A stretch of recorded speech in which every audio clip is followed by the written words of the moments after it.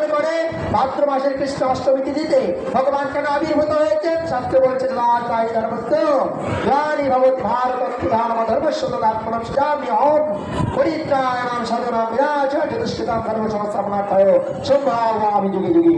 এই পৃথিবীতে আমি ধর্ম সংস্থাপন করি, দুষ্টদেরকে বিনাশ করি আর সাধুদেরকে রক্ষা করি।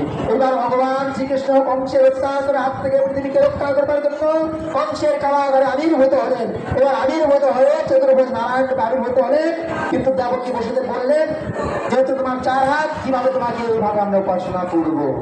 এবার ভগবান শ্রীকৃষ্ণ সে চতুর্ভুজ রূপ থেকে ছোট্ট 2 মানে কি বলে এটা কি জীবন শ্যাম সুন্দর করে ধরনের রূপ ধারণ করলেন, করে বললেন হে পিতা, আপনি আমাকে নন্দালয়ে নিয়ে রেখে আসুন এবং সেখানে এক কন্যা সন্তান জন্ম হয়েছে নন্দ মহারাজ, তাকে এখানে নিয়ে আসুন।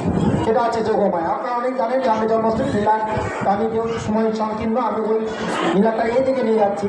তো এইভাবে ভগবান কৃষ্ণ এইভাবে নন্দালয় সেই মথুরাতে আবির্ভূত হলেন। পরবর্তী সেখান থেকে নন্দালয়ে অর্থাৎ গোকুলে সেখানে নিয়ে যাওয়া হলো। তো সেখানে নিয়ে যাওয়ার পর সেখানে গোকুলে বাড়িছে দিনে দিনে। শাস্ত্রে আছে তোমাকে যে বদিবে গোকুলে সে বাড়িছে দিনে দিনে, এইরকম একটা দৈববাণী হয়েছিল। এটা শুনতে পেয়েছিল কংস, ভোজপতি কংস। তো এইবার ভগবান শ্রীকৃষ্ণ নন্দালয়ে ধীরে ধীরে বড় হচ্ছেন। আর এইদিকে বিশ্বভানু রাজা তার নিঃসন্তান, তার কোনো সন্তান ছিল না। বিশ্বভানু রাজা তিনি কি করলেন? যমুনাতে স্নান করতে গেলেন। আর স্নান করতে গিয়ে একটা পদ্ম পাতায় একটা পদ্ম পাতা ভেসে আছে।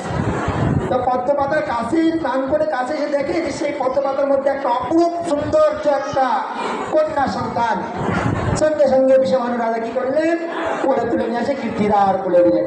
আর কীর্তিদা সুন্দরী এই সুন্দর মোহিনী রূপ যে কন্যাটিকে পেয়ে আনন্দ আত্মহারা হয়ে সারা বিশ্বে সংবাদ ছড়িয়ে গেল। আর এদিকে নারদমণি চিন্তা করছে যেহেতু ভগবান শ্রীকৃষ্ণ আবির্ভূত হয়েছেন প্রভু, তাই প্রভু লীলাবিলাস করার জন্য নিশ্চয়ই তার কেউ পত্নী এই জগতে আবির্ভূত হয়েছে। হ্যাঁ, বুঝতে পেরেছে? আর নারদমণি তখন প্রতিটা গিয়ে গিয়ে বলছে আপনাদের ঘরে কি কোনো কন্যা সন্তান জন্মগ্রহণ করেছে? তো বলছে না তো। আরেক গৃহে বলছে না তো। এবং সব গৃহে গিয়েছে, সবাই বলছে না না। এবার কি হয়েছে? নারদমণি তখন বিশ্বভানু রাজার গৃহে গিয়েছে। রাজার গৃহে গিয়ে রাজা অনেক পাত্রবর্গ আসমান দিয়ে পুজো করেছে। এবার নারদমণি বলছে বিশ্বভানু রাজাকে, হে রাজা, আপনার গৃহে সমস্ত ঐশ্বর্যে পরিপূর্ণ, আপনি কৃপা করে বলুন আপনার ঘরে কি কোনো কন্যা সন্তান জন্মগ্রহণ করেছে? তখন বলছে হ্যাঁ। বলছে কোথায় কোথায়? এবার নারদমণি সেই ঘরে গিয়ে তিনি চিনতে পারলেন ইনি হচ্ছেন হরিপ্রিয়া। সে হরিপ্রিয়া কি? নারদমণি চিনতে পারলেন। তাই নারদমণি এবার রাধারানীকে প্রণাম করে বলছেন হে হরিপ্রিয়া, হে রাধিকে, আমি জানি আপনি আবির্ভূত হয়েছেন, আপনি কৃপা করে একবার চোখ মেলে আমাকে সেই রূপটি আপনি দর্শন করান, আমি এই রূপের কথা কাউকে আর বলব।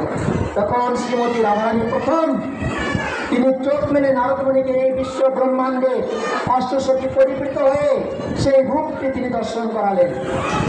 আর নারদমণি তখন রাধারানীকে পরিক্রমা করলেন। এইভাবে সেই লীলাটা কিছুক্ষণ সংগঠিত হলো। আবার পরবর্তীতে নারদমণি সেখান থেকে বিদায় নিলেন। আবার শ্রীমতী রাধারানী চক্ষু মুদিত হলেন। একটাই দুঃখ, মেয়ে জন্মগ্রহণ করেছে কিন্তু চোখ যদি কানা হয় বাবা কেমন হবে? অন্ধ হলে ভালো লাগবে? তাই বিশ্বভানু রাজার মনে একটু দুঃখ থেকে গেল। কেন?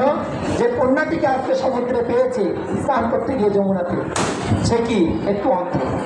হ্যাঁ, তো এইভাবে লীলারস আস্বাদনের বিষয় শ্রীমতী রাধারানী বাল্যলীলা।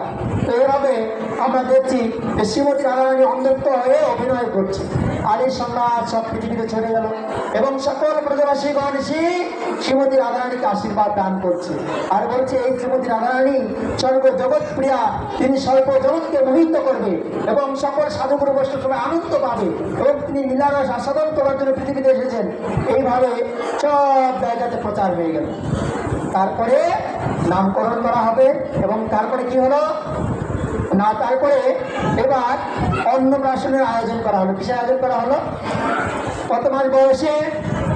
হ্যাঁ, 7ম মাস বয়সে অন্নপ্রাশনের ব্যবস্থা হলো। এবার অন্নপ্রাশনে নন্দ মহারাজকে নিমন্ত্রণ করা হলো, যশোদা মাতাকে নিমন্ত্রণ করা হলো। হ্যাঁ, আর অন্ন অন্নপ্রাশনে ছোট্ট কৃষ্ণকে কোলে করে নিয়ে মা যশোদা কোথায় আসলেন? বিষভানু রাজার গিরি আসলেন। এবার সেখানে অনেক আপ্যায়ন হচ্ছে।